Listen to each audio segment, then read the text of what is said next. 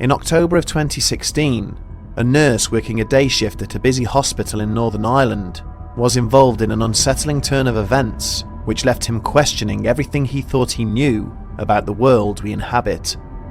What happened during the Belfast crossover?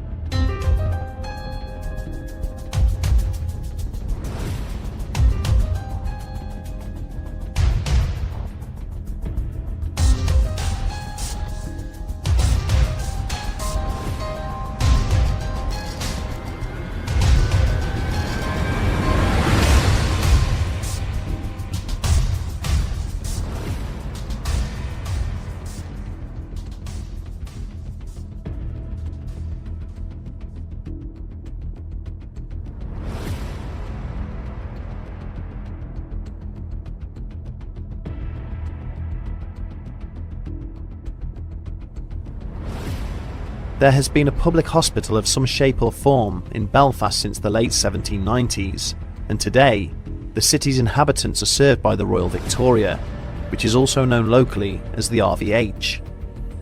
The cavernous red brick buildings that first housed the original facility are still situated on Grosvenor Road, a short walk from the city centre, but the site has steadily expanded over the years to the point where it now sprawls across 70 acres of land. In addition to the localised support and care it provides to the residents of Belfast itself, the RVH also provides specialist services for the rest of Northern Ireland. As well as the main facility itself, there are also 3 other specialist hospitals located on the site. These provide maternity, paediatric and dental care for up to 2/3 of the country's general population. Over the course of the year, the RVH nursing teams will treat over 500,000 different patients, from illnesses as mild as the common cold up to complex and critical heart surgery. In particular, the hospital's accident and emergency unit is perceived to be one of the most stressful but hard-working departments to be found anywhere in the NHS, with staff there having had to endure the most brutal and savage injuries that the country's historic religious and political rivalries have produced. The latter half of 2016 found Ryan Kirkpatrick working at the Royal Victoria as an auxiliary nurse, which involved providing logistics and support for the more qualified nursing practitioners. It was a full-time job, meaning he was permanently stationed at the hospital, but the position was transferable between different departments, depending on their changing levels of demand. This meant that his day-to-day duties could see him working anywhere across the entire site. It was a challenging role, but one that Ryan enjoyed. The flexible nature of his job meant that he was exposed to diverse working practices and challenges he simply would not find if limited to working in just one department. He also enjoyed having the freedom to travel around the different units, interacting with not only his fellow staff members, but also the more regular inpatients. On the afternoon of October the 21st, Ryan made his way to work the same way he had done 100 times before. He had spent the last week attached to the acute medical unit, which saw admissions come from not only both of the 2 accident and emergency units that are located at the site, but also cases that local GPs deemed serious in nature.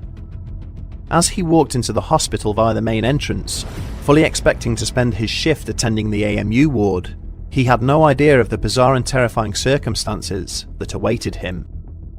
Ryan hadn't even managed to finish locking his personal effects away before he was advised that he needed to make his way directly over to the main A&E department. It transpired that earlier in the afternoon, there had been a serious road traffic collision on the M5 motorway near Carrickfergus. He was quickly briefed that it had involved 4 vehicles, and there were multiple casualties being transported to the RVH, in order to be treated for a mixture of both life-threatening and life-changing injuries. He arrived to find the A&E department in a predictable state of chaos, and immediately threw himself into the busy task of helping out the regular nursing staff with whatever they needed to assist in stabilising their patients. The sights and sounds he experienced throughout that day were truly testing, but the auxiliary nurse steadily took it all in his stride. This was what he had joined the NHS for, to help people in their most desperate time of need. By 6:30 PM, things had calmed down enough for him to be released back to his allocated duties. He was thanked for his efforts before he made his way over to the AMU to finish what remained of his shift. When Ryan finally arrived and spoke to the sister on the ward, She told him that the last medicine round had not yet been done and asked him if he could pick it up. After stopping for a brief refreshment break, he collected a medicine trolley and loaded it up at the secure medicine store, then made his way through the winding corridors into the heart of the ward. Ryan's first customer of the day was an older lady, whom he had never treated before. As he cordially introduced himself and went over to retrieve the treatment chart from the end of her bed, he was met with a polite but slightly puzzled greeting in return. The patient would go on to inform him that not only had she already received her second round of medication for the day, but that it had been Ryan himself who had administered it, about an hour beforehand. Dismissing this as mild confusion on the part of his patient, Ryan explained that he had in fact been working in A&E all afternoon, and so unfortunately she must have been mistaken. He confidently showed her the chart, which appeared not to have been checked off for that evening, when the occupant of the next bed along shouted for his attention. She was slightly younger than the patient he had been talking to, and confirmed that not only had Ryan already attended that afternoon to give the older lady her medication, but he had in fact done so for the entire ward. Becoming slightly unnerved at the unshakable conviction that his patients were displaying, Ryan decided to go and ask at the nearby nurse's station to see if anyone in an official capacity could explain the odd turn of events he was now experiencing.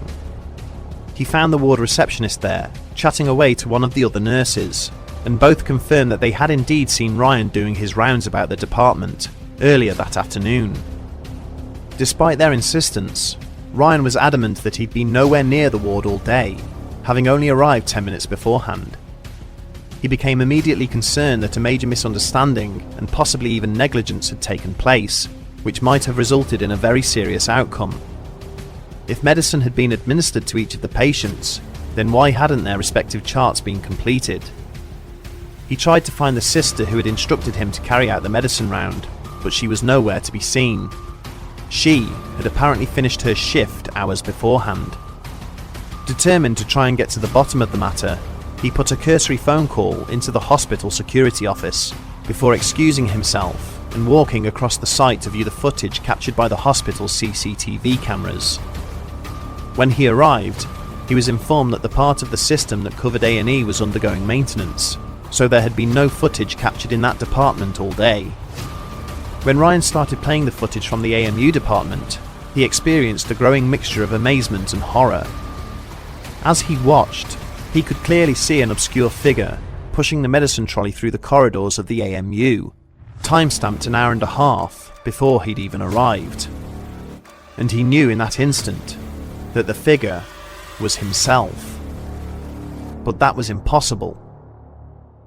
The duty security officer became a little frustrated at Ryan's repeated requests to rewind and re-watch the footage, but the young nurse began to realise there was something interesting and yet unsettling about his phantom double. At no point did it ever show its face on camera. The footage was always captured from behind or from the side when its head was facing entirely in the opposite direction.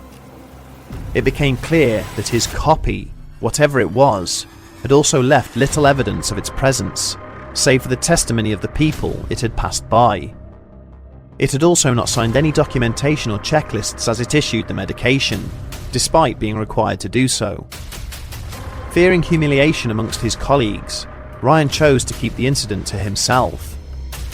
He quietly made his way back over to the AMU and signed off the medication charts for each of the patients before retiring for the evening. Ryan was so unnerved by the experience that he transferred out of the hospital to go and work in Ulster the following year. But he has never forgotten that day and the resultant feelings of dread and unbridled confusion that were now scarred upon his soul forevermore. The events that Ryan describes are extremely unsettling and seem to defy any conventional or rational explanation. Just what was it that he experienced during this otherwise unexceptional and mundane working day? As it turns out, there are a number of theories which we can explore. Stories of time slips and so-called reality glitches are nothing new. They have apparently occurred for centuries. Even in the Dark Ages there were accounts of people experiencing a similar phenomenon, finding themselves momentarily transported to another time and place, unable to comprehend the completely different world they were seeing before their eyes. The real question is whether these time slips actually occur, or whether they are simply all in the mind of the witness. In some cases, there is a rational explanation for the perceived phenomenon. We know, for instance, that walls can absorb and record sound waves and play them back under the right circumstances. It has been shown that EVP methods can pick up voices that were spoken in an older building hundreds of years before. Is it such a stretch to theorize that the very fabric of space and time might also be capable of recording images, which can be played back in a similar fashion if just the right circumstances are met? Many ghost sightings are attributed to just this kind of supposed phenomenon. Apparitions are often witnessed walking through walls, where there perhaps used to be a door, suggesting that the eyewitness is seeing a playback of a time gone by. And if we can indeed see recordings of people from the past, why not recordings of entire scenes? Could the imposter Ryan that walked the corridors of the AMU ward have been an ethereal recording of his past exploits in the same area? Maybe so, but if it was, how is it able to interact with living people and real-world items? Perhaps the other Ryan might have been a fleeting visitor from a neighbouring reality, who unwittingly crossed over to ours, and perhaps when he later returned to his own space and time, he was being thanked for his help by the A&E staff, only to protest that he had been on the AMU ward all day. We have seen in previous cases how many eyewitnesses absolutely believe that they have briefly travelled to or travelled from an alternate reality. Much of the Mandela effect phenomenon, whether real or purely psychological, has been attributed to alleged crossovers between neighbouring universes, and the ever-present possibility that reality perhaps exists just as much in the physical world as it does in the mind. Maybe Ryan saw his doppelganger. Over time, the concept of doppelgangers has become somewhat confused with the idea of a long-lost twin or a body double, but it is in fact something far more mysterious than either of those possibilities. A doppelganger is instead a supernatural copy or identical projection of a person, right down to the smallest detail. Doppelgangers have been documented throughout history and are largely seen as sinister and malevolent entities, whose arrival is often interpreted as a precursor to tragedy or death. Their true motives are unknown and their actions irrational, with very little direct interaction taking place between them and the subject they are impersonating. In this case, however, the fact that the copy was apparently capable of independent conversation and physical interaction with third parties does not fully fit the characteristics of a typical doppelganger event, although its sentient desire to avoid facing any of the cameras was intriguing. Finally, could Ryan's experience have been the result of a psychotic break, a momentary lapse of memory or concentration, possibly a brief instance of multiple personality disorder?